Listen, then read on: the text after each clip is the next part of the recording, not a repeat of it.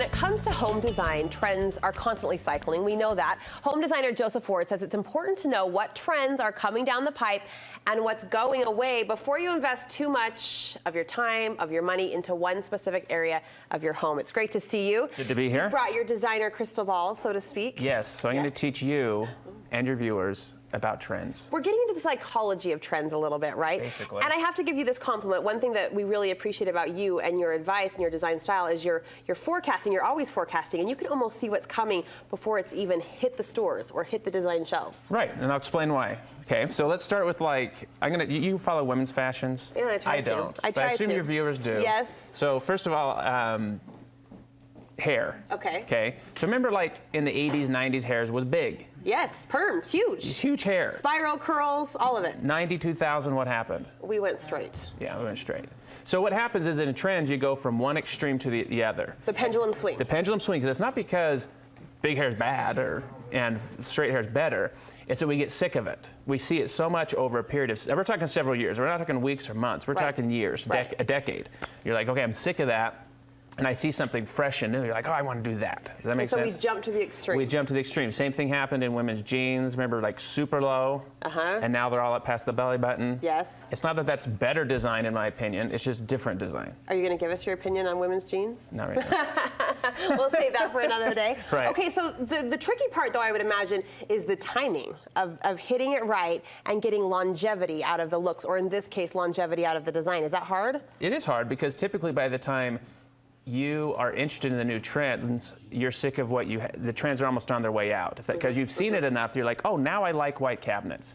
Before I thought it was too cold, I thought it was too whatever. But now that I've seen my wood naughty alder cabinets for the past 15 years, I'm sick of that and I'm ready for something different. Ready to rip the Band-Aid off. Let's start with kitchens, can we, as a matter of fact? Yeah. We're going to label these as older trends. Again, not bad. Right. Just older. What did we see in the past? So if you recall in the past, 20 years ago, there were really dark kitchens, generally speaking. Right, wood, a lot of wood. A lot of wood, and typically on the darker side, right? Yes. So that carried on for about 10 years, and then what happened? We went whites. And why did we went white? Not because white is better, it's just everyone saw dark for so much, like, okay, and so by the time that trend came out, people are like, oh, that's so refreshing, that's so nice, you know? It's clean, it's fresh. Clean, you had all these adjectives to describe it, and finally you just said, let's all do white. Okay, so once that's done, now what's going to happen? Tell us, where are we landing in kitchens now? So what will start happening is that people go, you know what, I do like a lighter kitchen, but I don't like the coldness of the kitchen. I'm going to go swing back to wood. Probably won't do dark wood. I'll probably do a lighter wood. So you'll see a lot more natural, lighter wood tones. I think you might see darker paint tones coming in as well. Oh. Does that make sense? Yeah, okay. Because people are like, I'm sick of the bright white. I want something a little warm and cozy or, dramatic. And so we could see black coming in as well. Oh, wow. Yeah, black as a color. As a color opposed to a stain. Does that make sense? Yeah. And so it's not always color. Sometimes it's texture. Sometimes it's product, things like that. Okay, and so it's kind of in the middle. The pendulum has kind of landed in this case, I think it's going to go right back to the middle, and then we'll go to one extreme or the other after that. Okay, all right. Moving on to paint color, you kind of touched on this. Older walls were what? Tan. Yeah, right? beige. We had beige, had a good tan, had a good run at it. And then gray entered the scene. And everyone said gray. Now, was gray better than tan? In my opinion, no. but it was fresh compared to tan. Sure. So I've been seeing tan for 10 years. It's something that's fresh. So now we're going to see, so from there you can kind of predict, well, is it going to go back to the exact way it was? No. It'll be an iteration of it, and I can see it being a warmer, lighter, in between the gray and the tan. A grayish. A grayish. And we're kind of there now. But I think it will push a little, I think the gray will be coming out of it more, and we'll go back to more of the tan, but it'll be a lighter tan opposed to a deep saturated one. I'm just going to give myself a decorating gold star. Guess what I painted my walls 3 years ago? What? Grayish. Way to go. You don't sound impressed. I don't appreciate your snarkiness.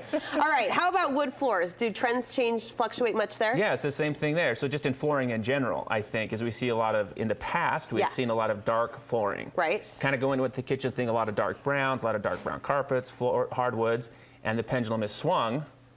And people are like, I like my floors to be a lighter, brighter, right? That's kind of what they're liking. So we see that.